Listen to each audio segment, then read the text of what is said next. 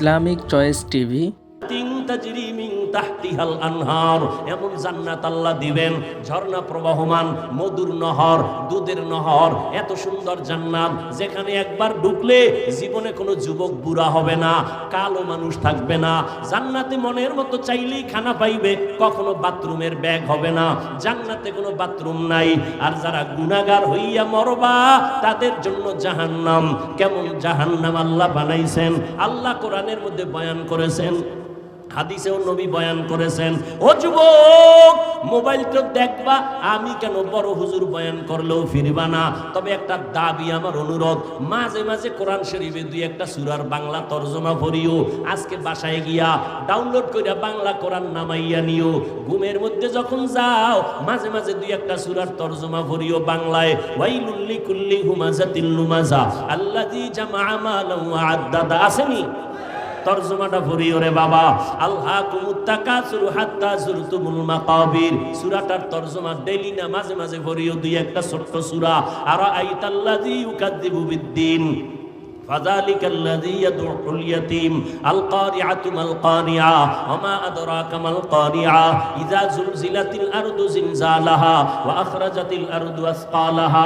এই সূরাগুলো জাহান্নামের বয়ান, এগুলো পড়িয়া দেখিও।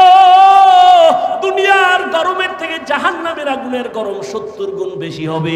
দুনিয়ার আগুন হাতে লাগলে হাত জ্বলে, পাও জ্বলবে না, পায়ে লাগলে পাও জ্বলে, হাত জ্বলবে না। আর জাহান্নামের আগুন এমন মারাত্মক ভয়ঙ্কর গরম, শরীরের যে কোনো জায়গায় লাগা মাত্র কলিজা পর্যন্ত ভুনা হয়ে যাবে। মাথাটা নত কইরা একটু চিন্তা করো রে যুবক, আল্লাহর কোরআন যদি সত্য হয়, গুনাহগারের জন্য এই জাহান্নামটাও সত্য রে বাবা। আমার মায়ার নবী, যে নবীর কোনো গুনাহ নাই, আম্মা জান আয়েশা রাদিয়াল্লাহু তাআলা আনহা বলেন, একদিন আমি দেখি মায়ার নবী আমার হুজরায় বয়া বয়া কান্না করে। আমি ভয় পেয়ে গেলাম, না জানি কোনো বেয়াদবি হলো। ইয়া রাসূলুল্লাহ, আপনি কাঁদেন কেন? আমার নবী কয়, আয়েশা, কিয়ামতের দিন ভয়ঙ্কর অবস্থা হবে, আমার উম্মতের কি উপায় হবে এই চিন্তায় কান্না করি। আম্মাজান বলেন, কেমন ভয়ঙ্কর হবে? আম্মাজানকে নবী বলেন, এই শুনতেছেন নি? কষ্ট হয়? আম্মাজানকে নবী বলেন, ও আয়েশা, কিয়ামতের ময়দান এমন কঠিন, এই যে তোমরা 12 বাজারের ময়দানে বসে আছো, এই জমিনটাই হবে কিয়ামতের মাঠ। এই যে জমিন, পৃথিবী, এটাই হবে কিয়ামতের মাঠ। সিরিয়ার জমিন অথবা আরাফার ময়দান হবে আল্লাহর বিচারালয়, আদালত। আল্লাহ ওখানে বিচারালয় কায়েম করবেন, আদালত। এরপরে আমার আল্লাহ কিয়ামতের দিন বিচারালয় কায়েম করিয়া ঠান্ডা থাকবেন না, গরম মেজাজ। একদিকে সূর্যের গরম নিচে আসবে, জমিনটা থাকছে মাটি, সূর্যের গরমে জমিনটা তামা হয়ে যাবে। অন্যদিকে জাহান্নামের গরম গরম আওয়াজ। অন্যদিকে নবী বলেন, ও আয়েশা, আল্লাহ পাক রাগান্বিত আওয়াজ দিবেন, লিমানিল মুলকুল ইয়াউম লিল্লাহিল ওয়াহিদিল কাহ্হার। আল্লাহর আওয়াজে, কুদরতি আওয়াজে হাসরের ময়দানটা থরথর করে কেঁপে উঠবে। ওই সময় নারী আর পুরুষ সবাই উলঙ্গ দাঁড়াবে হাসরের মাঠে। আম্মা জান আয়েশা বলেন, নারী আর পুরুষ উলঙ্গ? হ্যাঁ। কয়, লজ্জা লাগবে না? লজ্জা পাবে না? শরম লাগবে না? আল্লাহর নবী বলেন, ও আয়েশা, লজ্জা লাগবে তো তাকাইলে, কিন্তু এমন অবস্থা হবে হাসরের মাঠে, সূর্যের গরমে জমিনটা তামা, জাহান্নামের আওয়াজ, আল্লাহ রাগান্বিত আওয়াজ দিবেন। এমন অবস্থা শুরু হয়ে যাবে, কেউ কারো দিকে তাকাবারও সুযোগ হবে না। নবীরা সিজদায় পড়ে কান্না শুরু করবেন। মুসা নবী কাঁদবেন, আল্লাহ আমাকে বাঁচাও। ঈসা নবী কান্না করবেন, আল্লাহ আমাকে বাঁচাও। ইব্রাহিম নবী কাঁদবেন, আমাকে বাঁচাও। উম্মতেরা ছোটাছুটি করবে। আদম নবীর গিয়া বলবেন, সূর্যের গরম সহ্য করতে পারি না, একটু সুপারিশ করেন, আল্লাহ যেন আমগো তাপ কমায় দেয়। আদম বলবে, পারবো না। মুসা নবীর কাছে যাবে, বলবে পারবো না। ঈসা নবীর কাছে যাবে, বলবে পারবো না। এইভাবে ইব্রাহিম নবীর কাছে যাবে, বলবে পারবো না। আম্মা জান আয়েশা বলেন, শেষ পর্যন্ত উম্মতের উপায় কি হবে? নবী চোখের পানি ছেড়ে কাঁদেন আর বলেন, ও আয়েশা, সর্বশেষ এই উম্মতগুলো পাগলের মতো কাউ কাছে যাইয়া সুযোগ না পাইয়া সর্বশেষ আমি মুহাম্মদের তালাশ করব, আমাকে কোথায় পাওয়া যায়? আম্মা জান, আপনাকে কোথায় পাওয়া যাবে নবী? নবী বলেন, আয়েশা, ওই কঠিন মুসিবতের সময় আমি আমার মাওলার কুদরতের সামনে মাকামে মাহমুদে সেজদায় পড়ে কান্না করতে থাকবো। ঈসা নবী কাঁদছেন নিজের জন্য, মুসা নবী কাঁদবেন নিজের জন্য, ইব্রাহিম নবী কাঁদবেন নিজের জন্য, উম্মতের কথা মনেই করবেন না। আর আমি আখিরি নবী সেজদায় পড়ে কাঁদবো, একবারও আমার কথা বলবো না। আমি বারবার আমার আল্লাহকে বলবো, আল্লাহ আমার গুনাহগার উম্মতের বাঁচাও, আমার উম্মতের বাঁচাও, একজনও যেন জাহান্নামের আগুনে না যায়। আমার উম্মত যদি জাহান্নামের আগুনে যায় আমি জান্নাতে যাব না। নবীর কান্না দেখিয়া আমার আল্লাহ বলবে, নবী কাঁদিয়েন না, মাথা উঁচু করেন, আপনার উম্মতগুলো বাছাই করে করে জান্নাতের দিকে নিয়ে যান। আম্মা জান বলেন, নবীজি ওই কোটি কোটি কোটি মানুষের ভেতরে আপনার উম্মত আপনি চিনবেন কি করে? নবী বলেন, ও আয়েশা, আমার ওই উম্মতেরা যারা দুনিয়ার জমিনে থাকিয়া 5 বেলার নামাজ 5 ওয়াক্ত ওযু বানাইয়া নামাজ আদায় করত, কিয়ামতের ময়দানে ওযুর জায়গাগুলো নূরের আলোতে ঝলমল করতে থাকবে। আমি দেখিয়া দেখিয়া উম্মত ধরে জান্নাতের দিকে নিয়ে যাব। প্রথমে আমি কাউসারের কিনারায় নিয়া আমি নিজে নবী উম্মতের লাইনে দাঁড় করাইয়া আমার হাতে পেয়ালায় আমি নিজে দিয়া দিয়া আমার কলিজার উম্মতের এক পেয়ালা হাউজে কাউসারের পানি পান করাবো। একবার যারা পানি পান করবে কখনো তাদের আর পিপাসা লাগবে না, লাইনে দাঁড়ায় পানি পান করবে, এরপরে জান্নাতের দিকে যাবে। হঠাৎ করে একদল উম্মতের মাঝখানে পর্দা, পেছনে বহু উম্মত। ও ফেরেশতারা আটকাইয়া দিলা কেন? আমার উম্মত এখনো বাকি, কাউসারের পানি তো এখনো দিতে পারি নাই। নবীর জবাবে ওই ফেরেশতারা বলবেন, ও পয়গম্বর, এই উম্মতগুলো আপনার খাঁটি উম্মত না।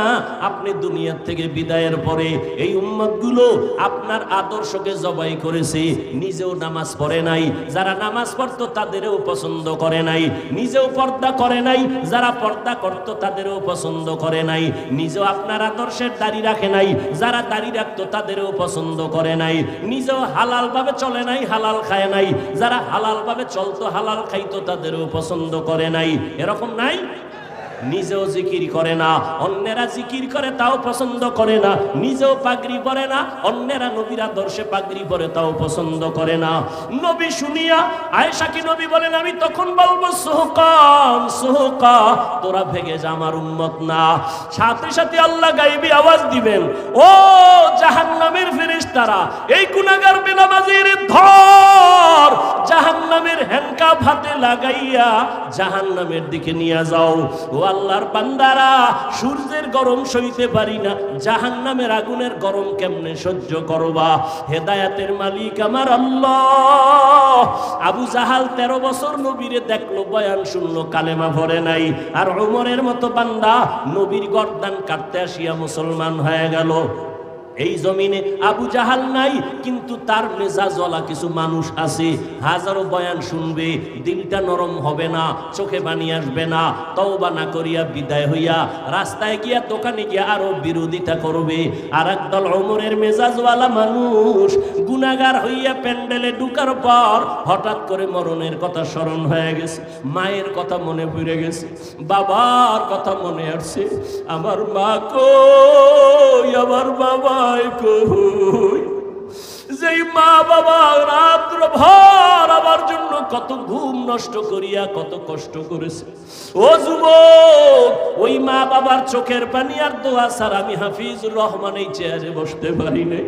ওই মা বাবার চোখের পানি আর দোয়া ছাড়া তুমি টাকার মালিক হতে পারো নাই। ওই মা বাবার দোয়া চোখের পানি ছাড়া পরীক্ষায় ভালো নাম্বার পাও নাই।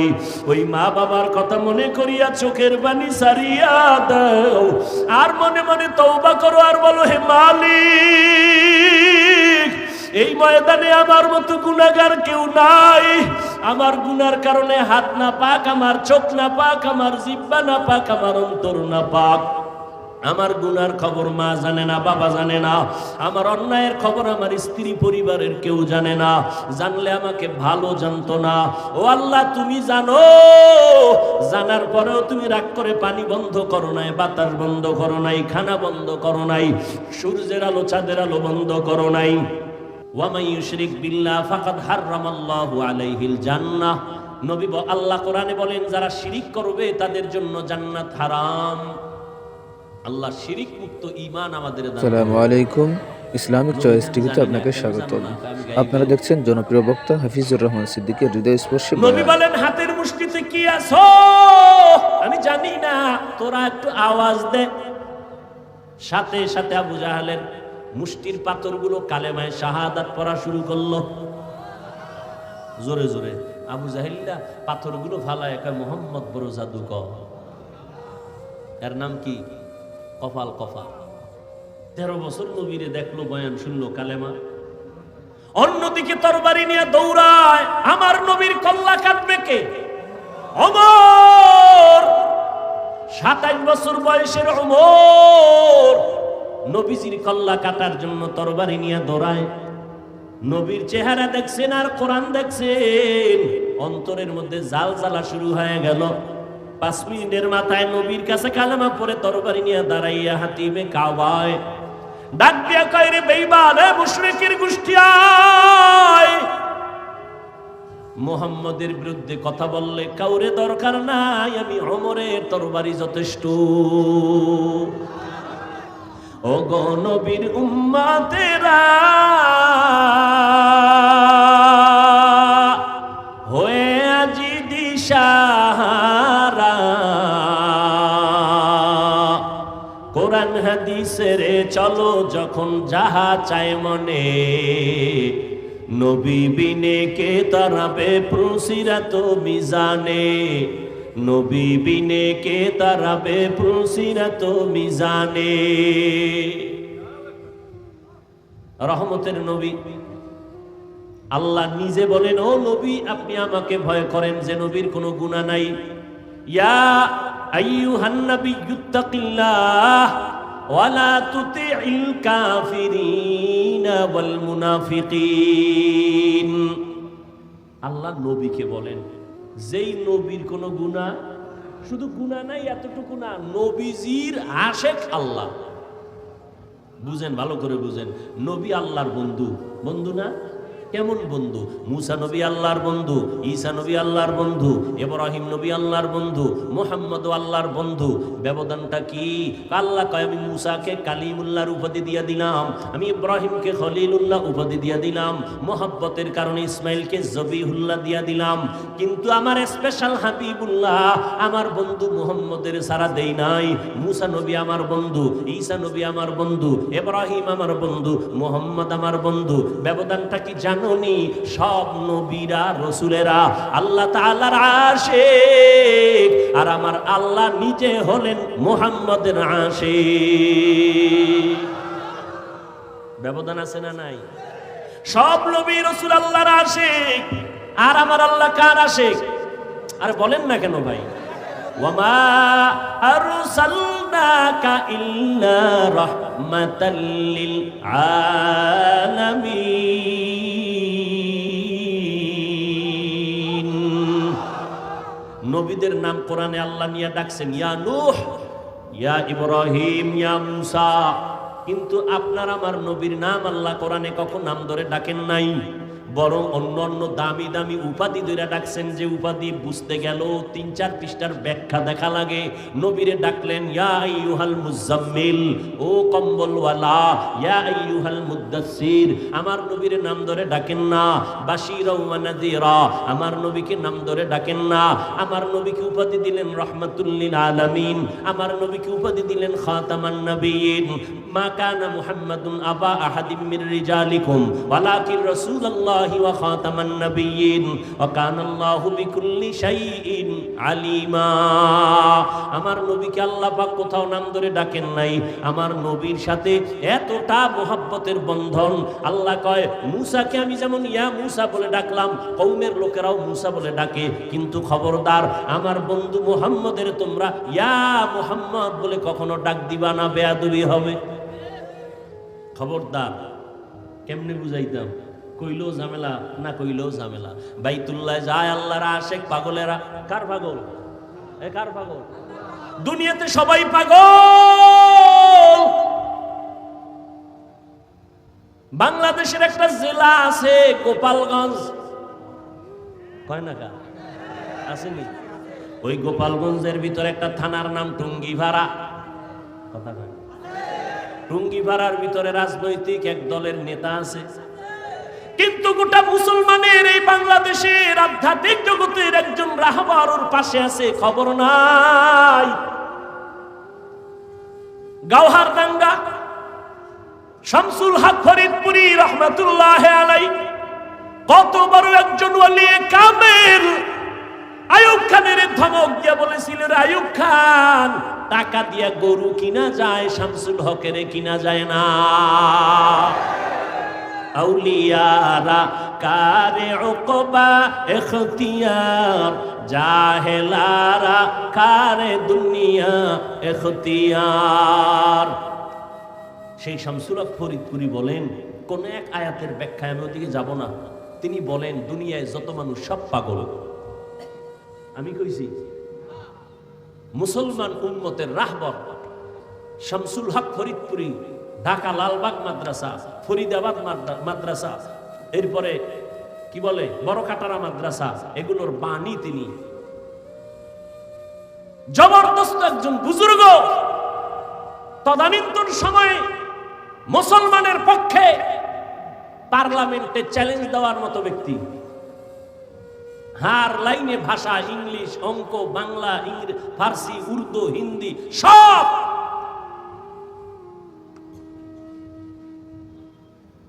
তিনি বলেন দুনিয়ায় সব পাগল। কেউ টাকার পাগল, কেউ ক্ষমতার পাগল। মিলছে নি? ক্ষমতার পাগল নাই। কেউ নারীর পাগল, কেউ গাড়ির পাগল, কেউ বাড়ির পাগল।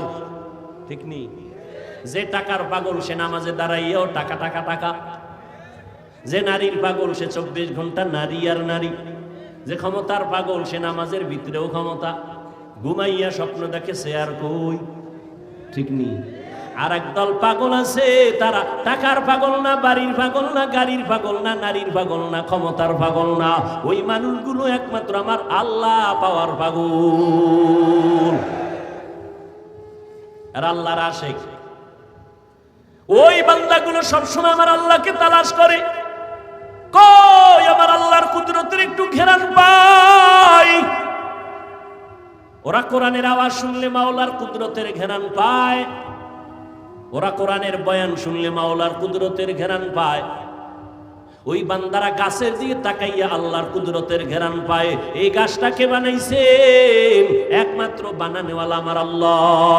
আসমানটাকে বানাইছেন কেউ না, যিনি বানাইছেন তিনি আমার আল্লাহ। এত বিশাল সূর্য কে বানাইছেন তালাশ করে আমার আল্লাহ। বানানেওয়ালা একজন তো আছে। আমি কথা বলতেছি, এই কথা কোন মেশিনে সাপ্লাই হয়, এই মেশিন তেল, পেট্রোল, অকটেন কে দেয়, এই ব্যাটারি চার্জ কে দেয়। ও আল্লাহর বান্দারা, চোখ থেকে পানি বের হইতে কান্না করতেছি, পানি আসতেছে অনবরত।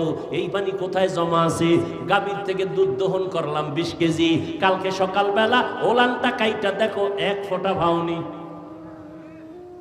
তাইবা গাল তো তোমার আছে, মহিলারও গাল আছে। মহিলার 30 বছর হলো একটা দাড়ি বের হইল না, আর তোমার 25 বছরে এই সাদা গালের মধ্যে কালো দাড়ি বের করলেন কে? ভিতরে কি পেঁচাইয়া জমা আছে, আস্তে আস্তে বাড়ে। গালের চামড়া কাইটা দেখ, একটা পশমের ভেতরে নাই। আমার আল্লাহ পাকের কুদরত। আঙ্গুলের নখগুলো বড় হয়, বড় হয়, বড় হয়। দুনিয়াতে যেদিন আসছো দাঁত ছিল না, ছিল না। আব্বা আম্মা কোনোদিন মোনাজাত দিয়া বলেন, আল্লাহ দাঁত দাও আমার সন্তানের।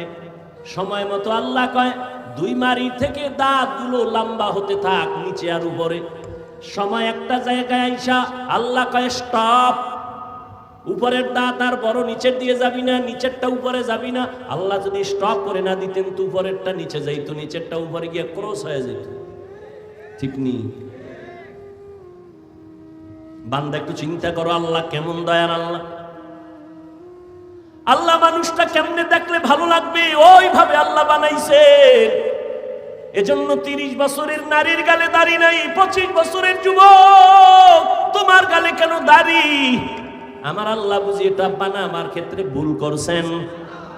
তাহলে কেন কাটরে বাবা? চিকিৎসা বিজ্ঞানীদের থিওরিটা নিয়ে ওরে যুবক গুগলে সার্চ দে, আমার কথা তো মানবি না। গুগলের মধ্যে সার্চ দিয়ে দেখ চিকিৎসা বিজ্ঞানীরা কি বলে।